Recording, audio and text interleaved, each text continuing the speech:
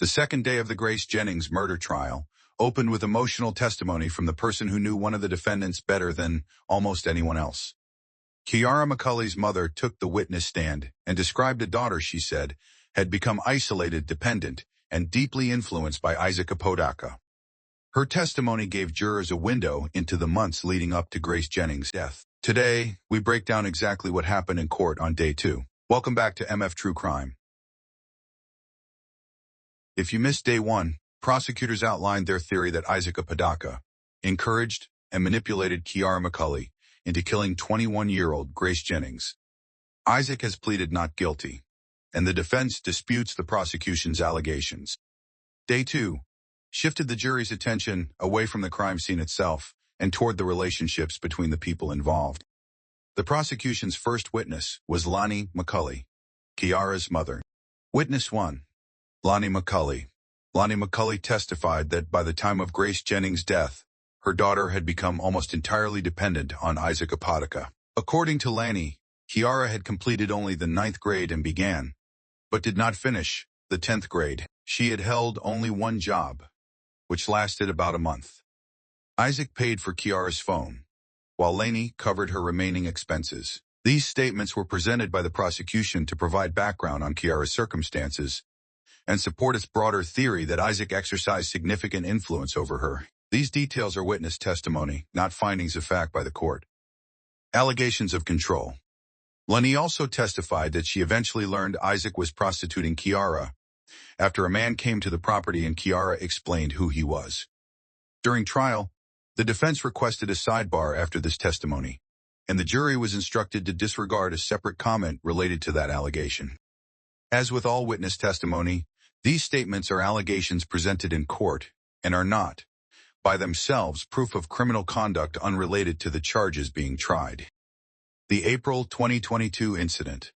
The prosecution then asked Lani about an incident several months before Grace Jennings' death. According to her testimony, on the 4th of April 2022, she took Kiara to the emergency room because she was bruised over much of her body and had suffered a broken thumb. Lani testified that a police report was filed at the hospital. When asked whether she later dropped the complaint against Isaac, she answered no.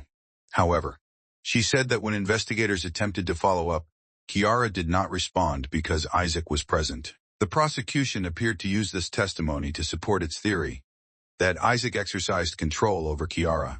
The defense has not accepted that interpretation. The 28th of October 2022. Lani next described the evening before Grace Jennings was killed. She testified that Kiara never entered the main house that evening, which she said was unusual because Kiara normally came inside to use the bathroom. She also told jurors that Isaac prepared dinner that night. According to Lani, Isaac first brought food to the garage but later returned saying there was not enough. Lani then prepared more food herself and brought it to the garage. She testified that Isaac answered the door and that she did not see anyone else inside. The prosecution presented this testimony as part of the timeline leading up to the homicide. The sword.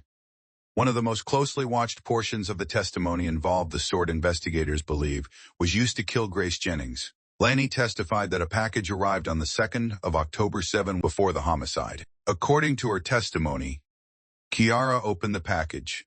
It contained a 36-inch sword. The purchase had been made using Kiara's Amazon account.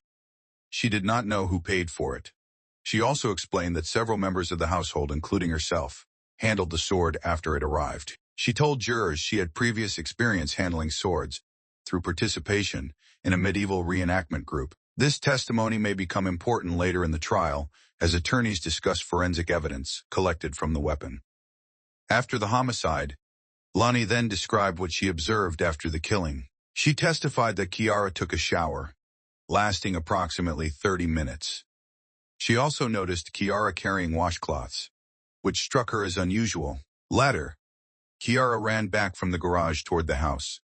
Shortly afterward, police arrived. Lani told jurors that her first thought was officers had come looking for Isaac. These observations were presented as witness testimony, describing what she personally recalled. Cross-examination.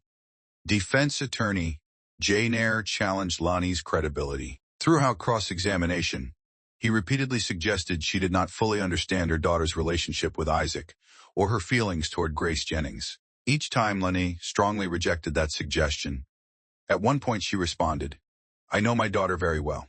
Thank you very much." Later, after similar questioning, she replied, "I know a lot about my daughter, but it's been 4 years." The defense also asked whether Lani heard any screams coming from the garage on the night of the homicide. She testified that she did not. She explained that the garage was approximately 27 feet from her bedroom, and that she would not necessarily have heard someone screaming. A personal moment. One of the more emotional exchanges came when defense counsel asked Lani whether she wanted what was best for her daughter.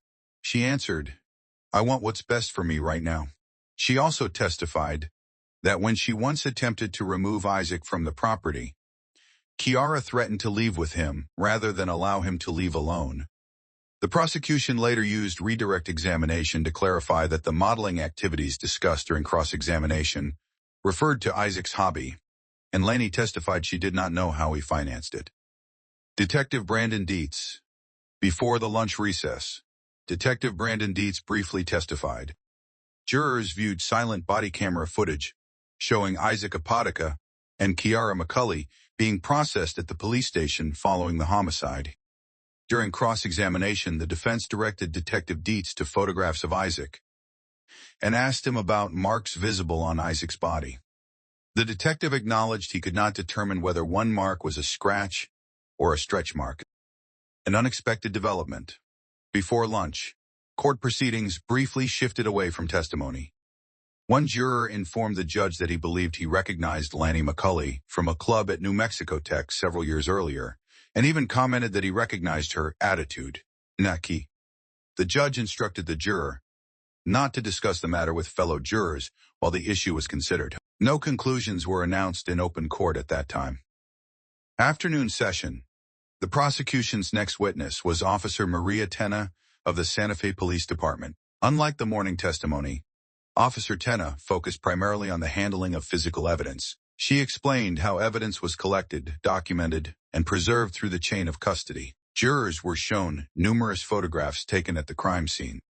Several items were formally admitted into evidence, including clothing recovered during the investigation. One pair of black pants was not opened in court because it contained biological evidence. Officer Tena also testified that investigators found a piece of carpet inside the washing machine. According to her testimony, the carpet did not appear to have visible staining, and there was no clothing inside the washing machine when officers examined it. The remainder of the afternoon centered on crime scene photographs documenting the garage apartment and the injuries sustained by Grace Jennings. What Day 2 means. By the end of Day 2, prosecutors had not yet asked the jury to decide guilt. Instead, they continued building the foundation of their case. Through Lani McCulley's testimony, prosecutors sought to support their allegation that Isaac Apodaca exerted influence over Kiara. Through Officer Tena's testimony, they began formally introducing the physical evidence jurors may later consider during deliberations. The defense, meanwhile, focused on challenging the reliability and perspective of the prosecution's witnesses rather than presenting its own version of events. Isaac Apodaca continues to plead not guilty, and the prosecution bears the burden of proving every element of the charges beyond a reasonable doubt. Day 2 gave jurors a much deeper look into the relationships at the center of this case, and the physical evidence collected after Grace Jennings' death. The trial continues, and more witnesses are expected as prosecutors move further into their case. We'll continue following each development here on MF True Crime.